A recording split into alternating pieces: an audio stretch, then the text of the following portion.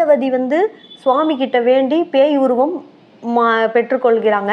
இதை பார்த்ததுமே சுற்றி நின்ற ஊரார், உற்றார், உறவினர் எல்லாரும் அவங்க காலில் விழுந்து வணங்குறாங்க. அம்மா, நீ பெயரில் மட்டும் இல்லை புனிதவதி, நிஜத்திலையும் மனதாலையும் நீ புனிதவதி தான்.